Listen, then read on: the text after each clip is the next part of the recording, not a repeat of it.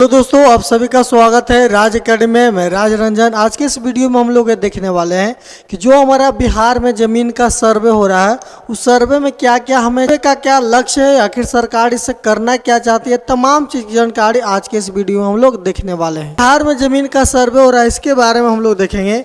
बिहार में ज़मीन के जो सर्वे हैं इसमें सबसे पहला आपको इम्पोर्टेंट बात पर ध्यान देना है कि ज़मीन किसके नाम पर है। आखिर सरकार ये जानना चाहती है कि हमारा जो बिहार है इस बिहार में कितने ज़मीन है। तो ज़मीन के लिए सबसे पहले वो जानना चाहती है कि हमारा जो इतना बड़ा बिहार है इसमें कौन कौन व्यक्ति का कितना ज़मीन अभी के वर्तमान समय में बच रहा है, उसके बारे में सरकार जानकारी प्राप्त करना चाहती है। तो सबसे पहले वो जानना चाहती है कि ज़मीन किसके नाम पर है, उसके बाद है उसका कागज किसके पास है और वह कागज किसके नाम से है। जैसे होता है कि ज़मीन पहले दादाजी के नाम से था और आज भी ऑलरेडी ज़मीन दादाजी के ही नाम से है, अभी तक अन्य जो भी उनके परिवार में उनके नाम से नहीं है। तो सबसे पहला सरकार जानना चाहती है कि ज़मीन किसके नाम का है और वह जानना चाहती है किसका कागज किसके नाम से है। ये दो बात सरकार आपसे जानना चाहती है कि यदि जिस व्यक्ति के नाम पहले से ज़मीन था वो ज़मीन उसके नाम पर ही उसका कागज भी था, लेकिन उस व्यक्ति की क्या मृत्यु हो गई है, कि ये व्यक्ति की मृत्यु हो गई या व्यक्ति अभी भी जीवित है, इस पर आपको ध्यान देना है। तीसरा नंबर इसमें कहता है कि यदि जिंदा है या मृत्यु हो गई, तमाम चीज़ ये दो बात पर सबसे पहला बात है कि किसके नाम से ज़मीन था, कागज किसके नाम से है। माने कि ज़मीन तो हम लोग बेचते भी हैं तो पहले किसके नाम से था, उसका अब के डेट में किसके नाम से ज़मीन है। व्यक्ति यदि जिसके नाम पर है कागज का ज़मीन वो अभी जीवित है या मर चुका है, इसके बारे में बता। अगला नंबर कहता है कि यदि व्यक्ति के परिवार में जिसका मृत्यु हो गया है, मतलब हमारे दादाजी परदादाजी का मृत्यु हो चुका है, तो मृत्यु हो गया है जिस परिवार में, वो परिवार में कौन व्यक्ति अभी के वर्तमान समय में जीवित है। जैसे परदादा मर गए, दादा मर गए, तो उनके पीढ़ी दर पीढ़ी कौन अभी के डेट में वर्तमान समय में व्यक्ति जीवित है, उसके नाम से क्या करना है, दाखिल खारिज करवाना है। दाखिल खारिज क्या होता है, तो दाखिल खारिज वहाँ होगा जहाँ पर ज़मीन का जो रजिस्ट्री किया जाता है या जो ब्लॉक हमारा होता है, ब्लॉक जो हम लोग कहते हैं, तो उस ब्लॉक में भी ये दो चीज़ हो सकता है, या तो जहाँ ज़मीन का लिखा पढ़ी होता है कहीं कहीं जगह पर वहाँ पर भी हो जाता है। अभी डिपेंड करता है कि आप कैसे क्षेत्र में रह रहे हैं। जैसे आप पटना के अगल बगल शहर के बिल्कुल पटना के शहर के अगल बगल रह रहे हैं, तो कहीं कहीं पर ऐसा भी रहता है कि जहाँ पर ज़मीन मतलब रजिस्ट्री होता है वहाँ पर दाखिल खारिज आपको बन के मिलेगा, या कहीं कहीं अनुमंडल स्तरीय भी बनता है, कहीं कहीं ब्लॉक स्तरीय भी बनाया जाता है। तो आप अपना पता कर लेंगे कि ये चीज़ कहाँ पर बन रहा है। मतलब जो परिवार पहले थे दादा परदादाजी वो डेट कर गए हैं, तो उनमें जो भी उनका अब खानदान जो भी पीढ़ी दर पीढ़ी जीवित है उसके नाम जो पहले दादाजी के नाम से हर दोनों से रिलेटेड क्या बनेगा, दाखिल खारिज कागज बनाया जाता है। अब देखिए अगला नाम कहता है कि ज़मीन के सर्वे में कागज और उस व्यक्ति की पहचान होना चाहिए। जैसे हमारे दादाजी थे, आपके दादाजी थे, परदादाजी हैं, लेकिन वो अभी के वर्तमान समय में डेट कर गए, अभी नहीं है, तो उनके नाम से जो क्या करना है, कागज सबसे पहले बनाना है। तो कागज बाद में परदादाजी के नाम से है, तो उसके बाद दादाजी आएंगे, उसके बाद पिताजी आएंगे, उसके बाद हम लोग आ जाएंगे। तो उसमें ज़मीन के सर्वे में सबसे पहले कागज में किस व्यक्ति का नाम है और उस व्यक्ति की पहचान होनी चाहिए कि आप इन्हीं के खानदान के हैं या कहीं से आप झूठो मूठो झूठ बात बोल के ज़मीन हड़पना चाहते हैं। तो सबसे पहले आपको ये चीज़ बनवाना है कि आप पहले इनका ज़मीन था, इनका बेटा ये, इनका बेटा ये, इनका बेटा ये, एक कंटिन्यूअस एक सिस्टम रूप से बनना चाहिए। यहाँ पर आपको एक छोटा सा एग्जाम्पल से सारा बात को हम समझाते हैं, आप सारे बात को समझ जाएंगे। जैसे एग्जाम्पल ये कि मेरे पहले कोई दादाजी थे लेकिन वो मर गए, अब वो है नहीं, मतलब उनका देहांत हो गया, वो मर गए हैं। तो अब क्या करना है, आपको दादाजी का मृत्यु प्रमाण पत्र सबसे पहले बनवाना है। देखिए जब भी आपको कागज का पेपर जब इधर से उधर करवाना है, मतलब पहले वो ज़मीन दादाजी के नाम से था और अब वो ज़मीन पिताजी के नाम पर होगा, फिर हमारे नाम पर होगा, तो सबसे पहले आपको करना क्या है, दादाजी के नाम से सबसे पहले मृत्यु प्रमाण पत्र आपको बनवाना है। इसके बाद ज़मीन का जो कागज है, मतलब जो ज़मीन दादाजी के नाम से था उस कागज को सबसे पहले लाना है, और कागज लाने से पहले आपको ई वाला दादाजी का मृत्यु प्रमाण पत्र चाहिए। उसके बाद कागज का ज़मीन भी आपको चाहिए। फिर जो भी उनके परिवार में हैं जैसे दादाजी थे तो हो सकता है पिताजी भी चल गए, तो अगला जो भी वंशज रहे उस व्यक्ति के पास, मतलब उस खानदान में, उस परिवार में कौन व्यक्ति अभी जीवित है जिसके नाम पर वो जमीन करवाना है। मतलब आपका जमीन पहले दादाजी के नाम से था, दादाजी डेट कर गए, पिताजी के नाम पर करवाना है, तो सबसे पहले दादाजी का मृत्यु प्रमाण पत्र आपको बनवाना पड़ेगा। और जो कागज दादाजी के नाम से जमीन था, ये कागज चाहिए और दादाजी का मृत्यु प्रमाण पत्र, तब ये जमीन पिताजी के नाम पर होगा। इसके साथ साथ पिताजी का जो भी पहचान, जैसे Aadhaar card, voter ID card, PAN card, ये सब रहना चाहिए और उसमें पिताजी का नाम सेम टू सेम मैच करना चाहिए। ये नहीं है कि हिया कुछ और हुआ कुछ और, नाम क्या होना चाहिए, मैच करना चाहिए, तब ये चीज़ आपके साथ हो सकता है, आप उनका ज़मीन ले सकते हैं। कह रहा है कि उनका पहचान चाहिए जो उनके खानदान में बचे हुए हैं। इसके साथ साथ खाता संख्या, जो ज़मीन खरीदाता है या ज़मीन आप बेचते हैं तो उसका एक प्लॉट का प्लॉट नंबर दिया जाता है, इसे हम लोग खाता संख्या के नाम से भी जानते हैं।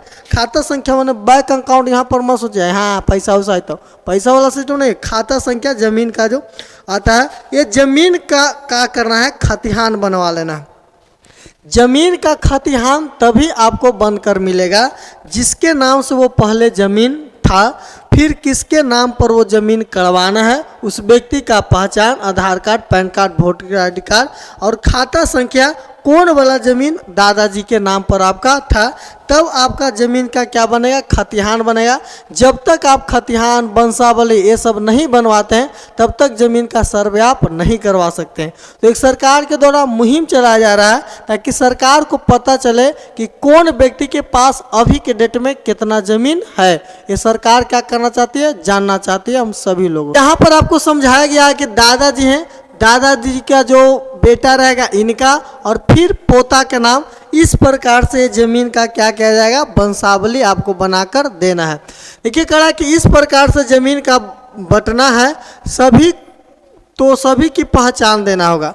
मतलब कह रहा है कि यदि आपको ज़मीन का बंटवारा करना है, जैसे दादाजी थे लेकिन दादाजी अब नहीं है, अब उनका मैंने बेटा है, मतलब पिताजी किसी का है, तो पिताजी चाहते हैं कि हम अपना ज़मीन को हम अपना बेटा के नाम कर दें, मतलब दादाजी के पोता के नाम पर ज़मीन है। तो कह रहा है कि सभी को पहचान देना होगा, सभी व्यक्ति का पहचान का मतलब है सभी व्यक्ति को ये बताना होगा कि ये हमारे पहले पिताजी थे और ये हमारा बेटा है। ये बीच वाला व्यक्ति बताएगा, जो पिता है ये बताएगा कि हमारे पिताजी ये थे, हमारा बेटा ये है। तो तीनों व्यक्ति का पहचान चाहिए। सबसे पहले इनका पहचान चाहिए कि आपके पिताजी हैं कि नहीं, उसके बाद इसका पहचान चाहिए कि आपके पिताजी हैं कि नहीं। मतलब ज़मीन में, सर्वे में किसी प्रकार का घोटाला शब्द नहीं रहेगा। घोटाला शब्द इसलिए नहीं रहेगा क्योंकि यहाँ पर पहचान मांगा जा रहा है और पहचान तभी कोई व्यक्ति देगा जब उस खानदान के आप हैं। क्योंकि आप हैं तो आपके पिताजी का नाम आपके पहचान पत्र पर होगा, Aadhaar card, PAN card, voter ID card पर। पिताजी के जो भी पिताजी हैं तो उनके पहचान पर लिखा हुआ इनका पिताजी हैं। तो इस प्रकार से आपको सिस्टम को क्या करना है, बनवा लेना है। पहचान में Aadhaar card, voter ID card, PAN card, इसका उपयोग आप कर सकते हैं। इसके आधार पर, मतलब पहचान के आधार पर आपको वंशावली बनेगा, कुछ ही बनेगा वंशावली। वंशावली का मतलब कौन कौन वंश में आपके हैं और किनके नाम पर वर्तमान समय में ज़मीन करवाना है और किनके नाम पर वर्तमान ज़मीन वाला सर्वे होगा। इस प्रकार से आपको क्या करना पड़ेगा, वंशावली बनाना पड़ेगा। फिर ज़मीन का क्या होगा, सर्वे होगा।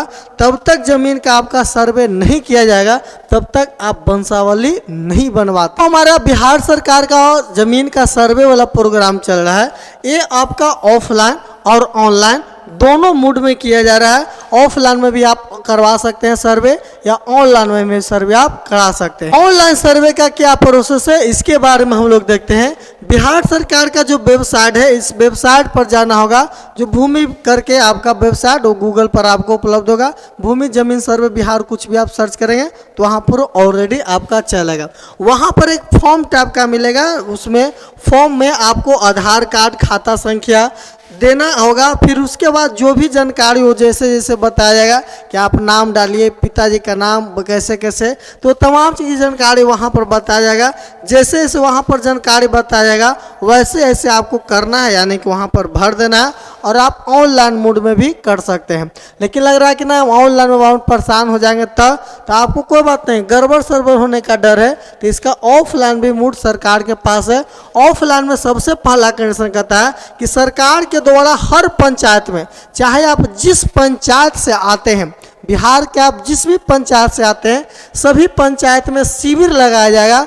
ब्लॉक के कई अधिकारी, प्रखंड के कई अधिकारी, अनुमंडल के कई अधिकारी आपके पास जाएंगे और शिविर लगाकर आपको समझाएंगे कि पहले यदि आपका ज़मीन आपके दादाजी के नहीं, आपके छरदादा जी के नाम से था, तो अब दादा के नाम कैसे होगा, पिता के नाम कैसे होगा, फिर बेटा के नाम कैसे होगा, फिर पोता के नाम में कैसे होगा।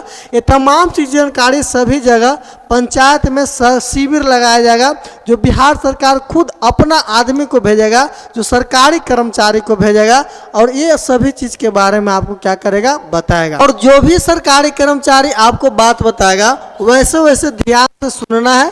जिस प्रकार से वो बताएगा उस प्रकार से आप काम करेंगे तो आपका ज़मीन का सर्वे का काम आसान हो जाएगा, ज़मीन का आप सर्वे कंटिन्यू करवा सकते हैं। इसके बाद कहता है कि ज़मीन का सही जानकारी देना होगा।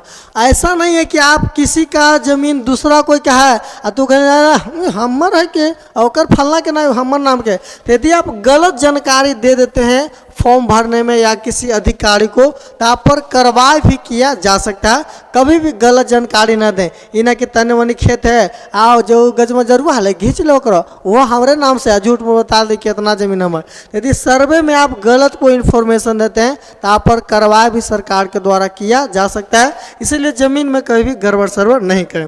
फॉर्म को पूरा जानकारी भरना है, मतलब जो ब्लॉक के जो अधिकारी जाएंगे आपके पास तो वो बताएंगे कि ऑफलाइन मोड में आप ज़मीन का सर्वे कैसे करवा सकते हैं। उसके बाद वो वहाँ पर आपको बताएंगे कहाँ पर ये फॉर्म मिलेगा, किस प्रकार से भरना है, और तमाम चीज़ की जानकारी सही भरना है। गलत जानकारी आपको देना नहीं है। गलत जानकारी देंगे तो आप पर कार्रवाई भी किया जाएगा। और जैसे जैसे वो कहेंगे वैसे वैसे करिए, आपका ज़मीन का सर्वे में कोई दिक्कत नहीं होगा। वो अलग बात है कि ज़मीन का सर्वे तो थोड़ा भीड़ भाड़ रहेगा ही रहेगा। सरकार सर्वे इसलिए करवा रहा है ताकि सरकार को ये बात पता चले कि हमारे पास बिहार में कितने ज़मीन हैं, कितने ज़मीन किसके किसके नाम से है, कहाँ कहाँ ज़मीन अभी खाली है, ताकि सरकार अगला बार कोई प्रोग्राम लाता है, कोई पंचायत भवन, समुदाय भवन या अन्य किसी योजना को लाता है, अस्पताल, आंगनवाड़ी, ये सब योजना लाता है, तो सरकार के पता रहेगा तब ना कि हमारे पास कितना सरकारी ज़मीन है। उसी के अकॉर्डिंग अगला योजना लाएगा सरकार। इसीलिए सरकार चाहती है कि हम ज़मीन का सर्वे करें। हमारा बिहार इतना बड़ा क्षेत्र है, कहाँ कहाँ मंदिर बन चुका है, मंदिर बना है तो सरकारी ज़मीन में बना है कि कोई गैर सरकारी ज़मीन, किसी का पर्सनल ज़मीन में बना है, क्या क्या नया स्टेडियम बना है, 4 लाइन में कितना ज़मीन चला गया है, तमाम की जानकारी सरकार प्राप्त करना चाहती है ताकि अगला कोई भी वो स्कीम लाने से पहले हर एक बिंदु पर बारे में वो सोच सके। आपको ये सारा चीज़ समझ में आ गया होगा। यदि आपको कोई मन में डाउट है या कोई प्रश्न आपको कर रहा है तो वीडियो के कमेंट सेक्शन में आप कमेंट कर सकते हैं, वहाँ पर उसकी जानकारी आपको दे दी जाएगी। मिलते हैं हम लोग किसी नेक्स्ट वीडियो में, तब तक के लिए बहुत बहुत धन्यवाद। जय हिंद।